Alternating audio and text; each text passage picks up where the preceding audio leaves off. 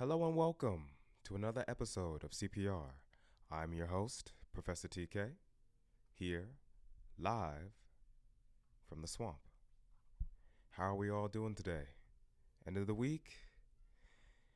End of the jitters. Yes. I know it's been a hectic week for you all. Getting those pumpkin pies ready, getting those nice quality Thanksgiving meals prepared. I would love to know what you guys are eating. I'm going to keep asking y'all until you answer. All right? I want to hear yes, sir, or honey and grits. That's it. I don't want to hear any second guessing from what's going in your stomach, right? But nevertheless, if you guys enjoy this episode of CPR, I would appreciate if you would leave a thumbs up on this video, subscribe if you like this, and share this with a friend. Who knows? They might need a little bit of pulse in the day. They might need their rhythm to be juiced up, you could say, right? But with that being said, I have a few things I need to get into today. It's a topic that I think many folks tend to gloss over the importance of, right? Consistency. Now, I know when people say that, they're like, what is this man talking about? What is this dude talking about? But consistency is very important, right? And I'm not just talking about consistency in terms of hitting the gym. Wow, that's also important. I'm talking about the muscle of consistency. Consistency isn't just what you do, it's how you do it, right? Because when you develop the system to be put in place to have a rhythm for yourself, certain things start to flow naturally for you. For instance, let's say that you're a marathon runner, right? You're preparing for a marathon that's by the end of the month. If you don't do any training, any preparation for that marathon, you're not going to make it past a mile. You know what I'm saying? That's not going to work out for you. However, if you're consistently, right? If you are repeatedly putting in effort, let's say Mondays and Thursdays, it doesn't have to be something crazy. It doesn't have to be something that's out of this world, but just going on a jog every day, making sure you're eating right each week. That muscle is going to be formed. And so by the time that you are at the end of that, the marathon week, when it's finally the time for you to run that marathon, you are going to have such a high level of mental clarity. You're not even going to think about how long this marathon is. It can be 3K, 4K, 5K, it don't matter. You built that muscle for yourself. You ain't listen to nobody. And that's also a thing about consistency. A lot of folks aren't consistent in their own lives, whether it be through college, whether it be through not academics, sports, whether it be through just general, I don't know, hobbies like gaming or music. People aren't consistent, and so when they see other people who are consistent, it kind of throws them off because they're like, well, you were supposed to be where I was, or I was supposed to be where you were. Why are you rising when I'm still complacent? And that's because I didn't listen to you. Because if we all chose to be where we were, let's say in high school, let's say in um, our previous friend groups, right? If we all chose to be surrounded by that same circle, even if they weren't rising with you, then all of you were going to stay in this same limbo of, yeah, we could have been this, yeah, we could have been that. Oh, bro, I could have went D1, man. I could have been a D1 athlete. No, you couldn't have because you never had that consistency. And so now that you have to step up to the big leagues, you're a little confused. You're a little confused as to why the competition has been raised. You're a little confused as to why folks now are thinking, well, how does this dude measure up? What does he have that I don't? What is he doing with his predicament? What is he doing with himself? What is he doing on the days where everyone else should be lacking? It doesn't mean waking up early in the morning just to wake up early. No. If you have a reason, right? If you have a reason to wake up early, whether it be to, have that mental clarity each day, then sure, do it. But the same man can get the same results waking up at 11 a.m. compared to the same man who does things at 6 a.m. It's all about what you do at that time. You know what I'm saying? We all got to sleep, we all got to eat. But there's a difference between bored sleep, taking a nap, and bored eating, just stuffing your face. Both are, you know what I'm saying? You still need to do certain things, but then it becomes a point of just wanting to do those things rather than actually needing those things for your mental clarity, right? I had a homeboy who went to he was married for quite some time, right? But then things fell short for himself. He got too full of himself, and then his wife left him. It sucked to see. They got married and all that. He gave me his stuff. He gave me his chains and all that, which is kind of weird that he sold his priceless jewelry. But it's like, hey, whatever. That was your marriage. And that's what you decided to do. But he always had football dreams, right? But he coasted. He coasted in what he considered to be his prime. And so now he's going to JUCO. And when he was talking to me, I was like, what is JUCO? I don't understand what JUCO is. But he would never actually say what it was. JUCO is junior college. Now, I'm not saying that's a bad thing. Like, disclaimer, do you. Whatever works for your situation, I want you to be happy with your decision. However, Weenie Hut Junior, that's exactly what that is. Junior college JUCO is just the cool, flashy name. No, brother man is not balling like he thought he was balling, right? Now, because his wife left him, he's forced to actually develop that consistency for himself. But there's an issue. He's coasting. He doesn't actually know what he wants to do. He's hoping that some college man or some, what do they call it? Some scouts are going to just say, oh, I think you got what it takes. But no, he doesn't. But he's lying to himself. He's still in this belief that maybe if I show up enough times doing the same thing, the same action over and over again, somebody will miraculously see me. Because again, you have to understand, people have these dreams since they were in high school, maybe even middle school, of just being a D1 athlete, being on the camera and in their gear, shining, Hall of Fame. But not everyone's Tom Brady, right? Not everyone can throw a football crazy. Not everybody can run and, do what you need to do for football. So in my eyes, it's like you're slow, chunky.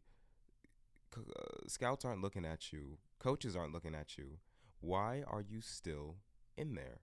And that's because he has a reputation to uphold. He doesn't actually know what he's doing anymore. But because he can't say that, he's and he, it's like he still needs to fund this lifestyle for himself. He has no other choice but to. So even if that means gambling his money away, so be it. The dude's going to choose to do it because he doesn't have anything else left for him if it's not within that vision. Because again, you have to realize he wrote everything he had off of this football vision, this football dream, to the point where if it wasn't that, he didn't know what else he wanted. Most people don't think with the mindset of, what am I going to do after high school? What am I going to do after the dust settles? What am I going to do if I'm not a top-notch running back? What am I going to do if I'm not a top-notch wide receiver? Right? Because in primary school, those were the main factors of success. How fast you can run, how far you could throw, you know? The high schoolers still had those football dreams. And so, football and basketball dreams. And so now having to step into the big world, the outside of the high school bubble, the fishbowl, it's like they're a fish out of water. They don't know what to do because everyone has hoop dreams. It's not just you. But some folks get blind to that reality. And I understand that it's easy to do that, right? I understand that it's easy to feel as though you are that guy, the guy, but you're not. And I'm not saying that to be rude. I'm giving you the truth that is hard to swallow. It's a hard pill to swallow, I know. But it's not too late to establish something now for yourself. You don't necessarily have to be in a business office or in a suit and tie. No, you can do what works for you, but you have to frame that around what you actually want to pursue. Stop listening to what the socials tell you to do. Stop listening to what friends or family tell you what to do. You have to do the inner work. You have to sit long enough with yourself to realize what you actually want to do. Because I've mentioned this before, if you're not in alignment with yourself, your life is not going to feel as complete as you want it to be. And it takes a while to be in alignment, especially when you've been living your life on autopilot.